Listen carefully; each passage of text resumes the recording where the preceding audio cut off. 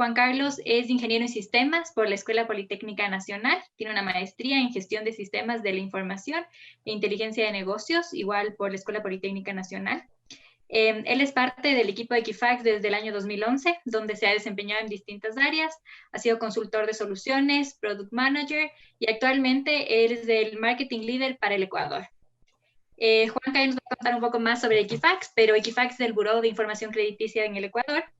Y como empresa, potencia el futuro financiero de los individuos y las organizaciones a nivel mundial, combinando datos únicos, confiables, utilizando tecnología y analítica innovadora. Se han convertido en un proveedor líder de perspectivas y conocimiento que ayudan a los clientes a tomar decisiones informadas. Nuestro tema el día de hoy es cómo hacer un manejo responsable, un buen manejo del crédito en tiempos de crisis. Y miren, les invito, algo interactivo que a mí siempre me gusta realizar cuando inicio con una presentación, es tomarnos 2 minutos para ver cómo está nuestra situación actual.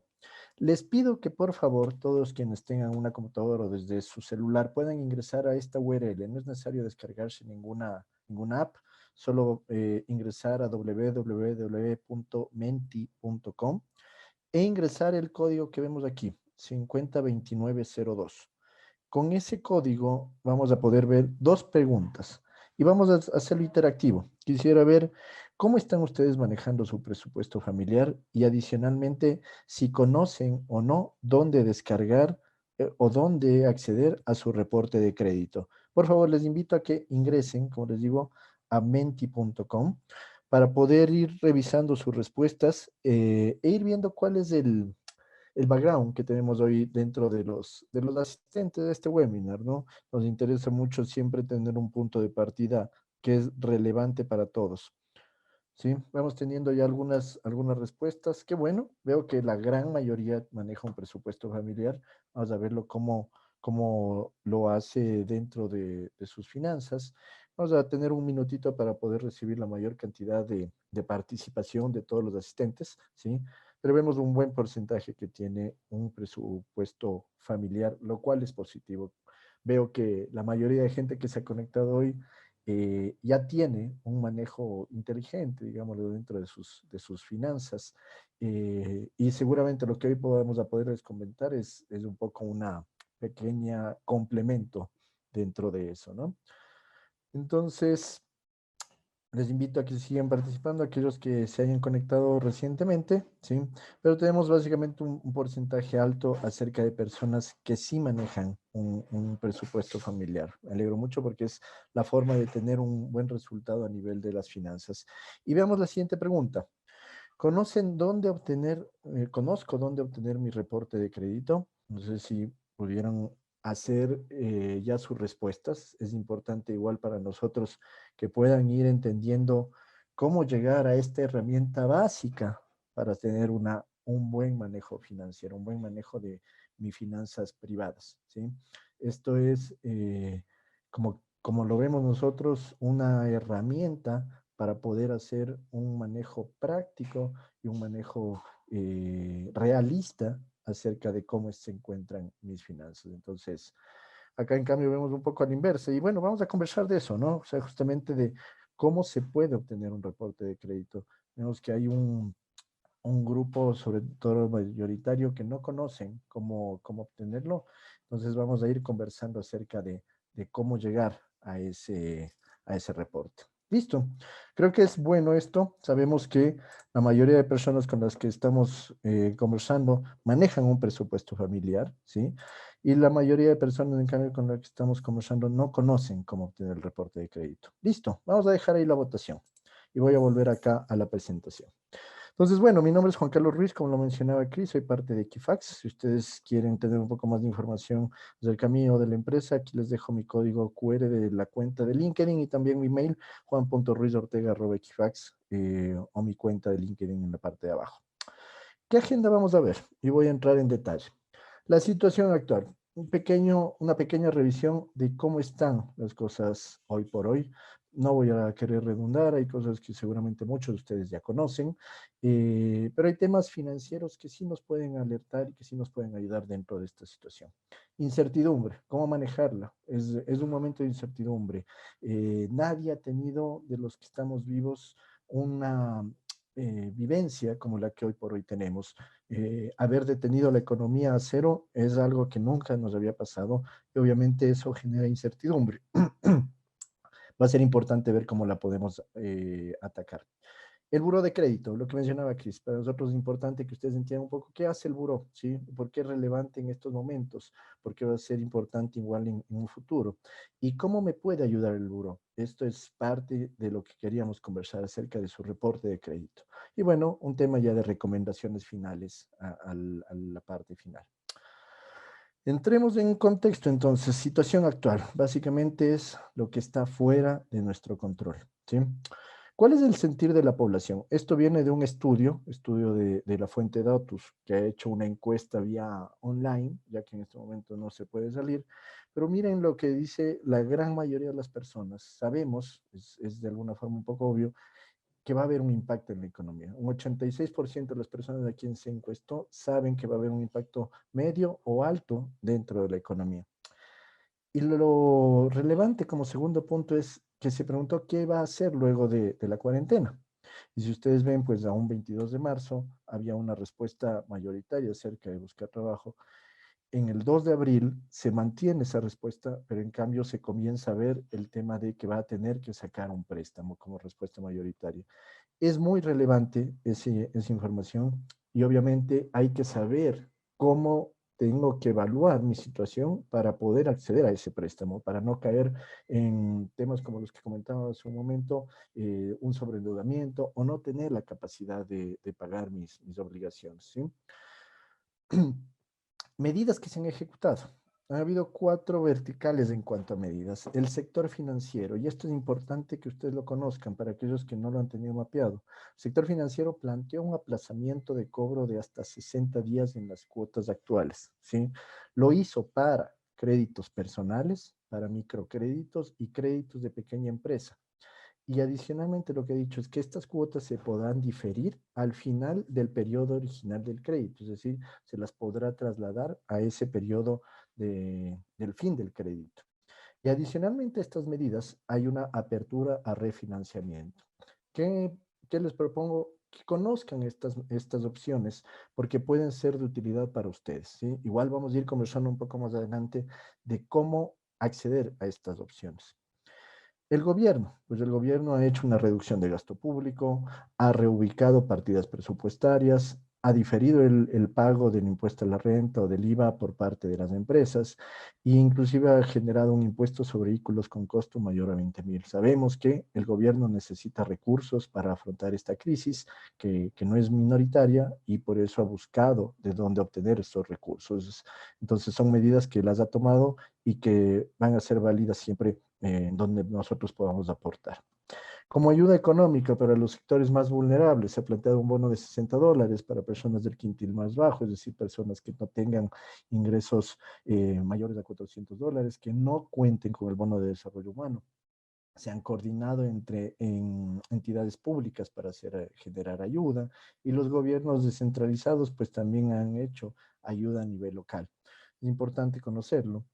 Y en cuanto a servicios básicos, pues se ha hecho un llamado desde las autoridades para mencionar que no se cortarán los servicios básicos por no pago, e inclusive se ha llamado a prestadores de servicios como telefonía e internet para no suspender por no pago. Algunas entidades lo han tomado y obviamente creemos que la mayoría está trabajando de esta forma. Esto es algo de lo cual yo no puedo controlar. Finalmente, dentro de nuestras finanzas, lo importante es tenerlo mapeado para luego poder aprovecharlo si es el caso. Entonces, entramos en el tema de incertidumbre. ¿Cómo afrontarla desde una óptica financiera? Y aquí va a ser relevante qué podemos hacer.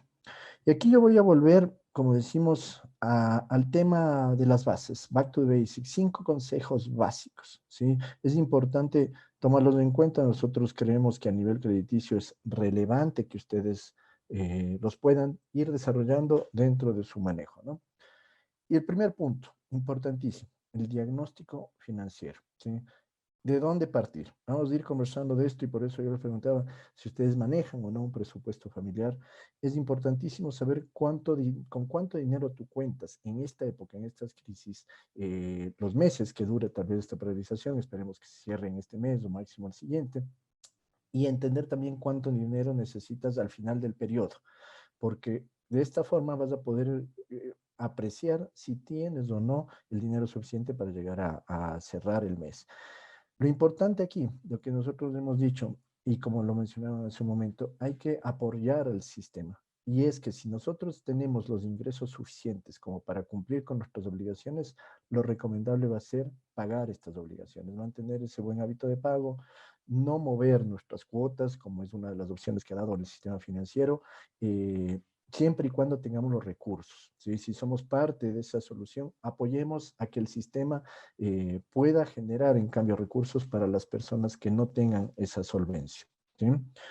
Como segundo punto, si tienes un fondo de emergencia, pues es el momento de utilizarlo. La idea es que estos fondos ayuden a llevar estas épocas complejas y que de alguna forma nos den holgura dentro de los gastos.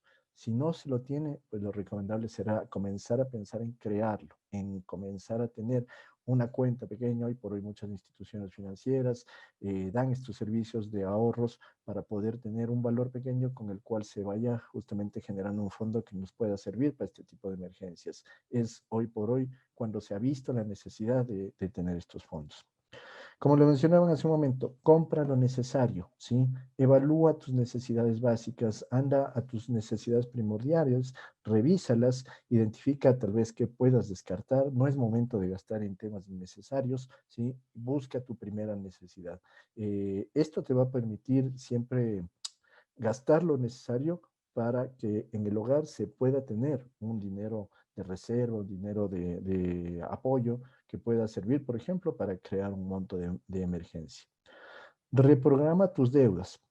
Un poco en el concepto de que estudies las condiciones y solo si es que es necesario, es decir, hay muchas personas que seguramente, como lo veíamos, no tendrán esa posibilidad de cubrir sus deudas en estos meses por la complejidad que tiene el momento. Entonces, evalúa las condiciones que están dando las instituciones financieras, lo que veíamos al inicio. Hay la posibilidad de hacer un aplazamiento de los pagos, hay la posibilidad de refinanciar tus deudas. Comunícate con tu institución financiera, los canales virtuales, los canales no presenciales están abiertos, se puede comenzar a tener una revisión con las instituciones financieras. Entonces, selecciona qué es lo que más te beneficia, ¿sí? Plantea también dentro de ese refinanciamiento o de esos pagos la idea dentro de tu mente de que vas a tener que cumplir con esas obligaciones. Revisa tus gastos, revisa tus ingresos, revisa cómo quedaría tu situación de pagos y con eso plantea un futuro refinanciamiento si es que es el caso. Y en último de los casos, perdón, revisa tus inversiones. Si hay personas que mantienen sus inversiones, también es el momento de hacer un seguimiento.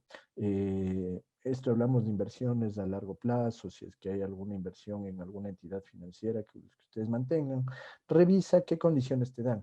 Puede que sea un momento adecuado para hacer una renovación, siempre y cuando las condiciones sean favorables para ti, y esto te podría proyectar una liquidez a futuro, es decir, tener una ganancia que permita también cubrir los puntos anteriores que hemos visto, ¿no?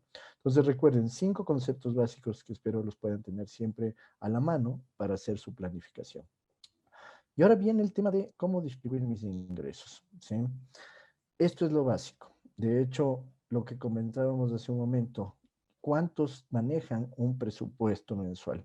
Me alegro porque yo vi que la mayoría de las personas que están aquí asistiendo seguramente se preocupan por su situación financiera y es por eso que están dentro del webinar. Pero a nivel estadístico, en América Latina, sobre todo, 1 de cada 3 personas maneja un presupuesto mensual, lo cual es crítico porque si no conoces tu situación, no vas a saber cómo mejorar.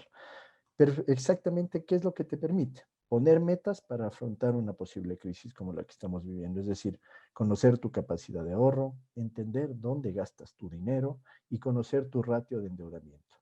Nosotros manejamos como educación financiera un presupuesto mínimo que lo llamamos, ¿sí? Es decir, nuestros gastos hogar, es decir, todo lo que sea gasto corriente dentro del hogar, podríamos hablarlo, educación, alimentación, vestimenta, salud, todos los gastos que se puedan tener dentro del hogar deberían tener un máximo de un 50% dentro de la asignación de nuestros ingresos, ¿sí? Y los gastos financieros, sí, que puede ser inclusive el pago de créditos, el pago de la hipoteca, el pago de los autos, las cuotas del auto, el pago de, no sé, las diversas obligaciones que hayamos tenido por tal vez un crédito que esté dentro de nuestro manejo, debería no sobrepasar un 40%. Finalmente, estos valores pueden conjugarse, ¿sí? Pero nuestra recomendación es que exista siempre un mínimo de al menos un 10% de ahorro. Sé que muchas personas tal vez no tengan esa capacidad, pero justamente el manejar un presupuesto mensual permite tener estas metas, ¿sí? Es decir, llegar a tener al menos un 10% mensual de ahorro es una métrica válida para poder afrontar potenciales crisis. Y hay que tener en cuenta que estos valores acerca del gasto hogar y de los créditos o tarjeta de crédito muchas veces se mezclan, porque hoy por hoy mucho de lo que se está haciendo es, por ejemplo, consumir a través de apps que se pagan con una tarjeta de crédito. Entonces el gasto hogar se está licuando con los pagos de tarjeta de crédito. Con más razón, es súper importante tener un presupuesto en el cual tú entiendas qué se ha transformado en pago de crédito y cómo se va a ver en valor futuro esos pagos de tal vez una tarjeta de crédito por la que hemos tenido que usar en muchos casos en esta crisis.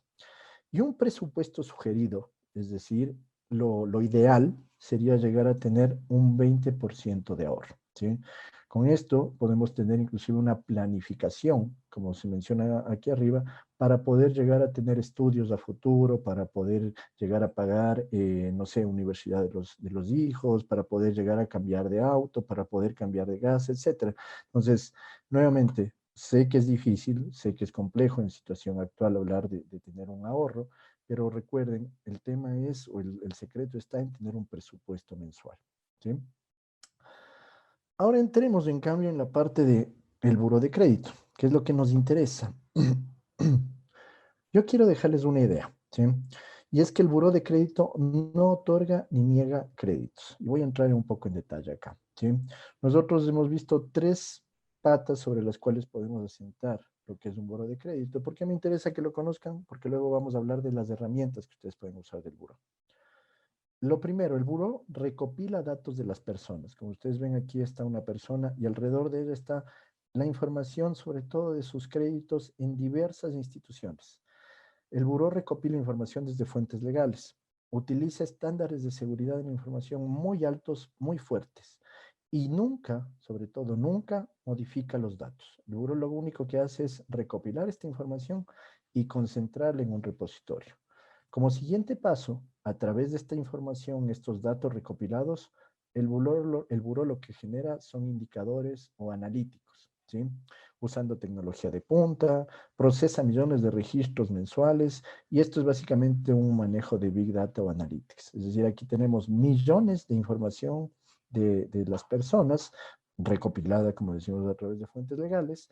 Todo esto es transformado en un indicador o en un insumo informativo y luego ese insumo es utilizado por las entidades que van a dar un crédito, ¿sí? Que puede ser un crédito, una tarjeta, una compra de un auto, etcétera. Diversas entidades que están dentro de nuestra vida. Es decir, el buró lo que hace es concentra información, la procesa convirtiéndolo en indicadores, pero las entidades son quienes usan estos indicadores al final del día para evaluar un potencial crédito, ¿sí?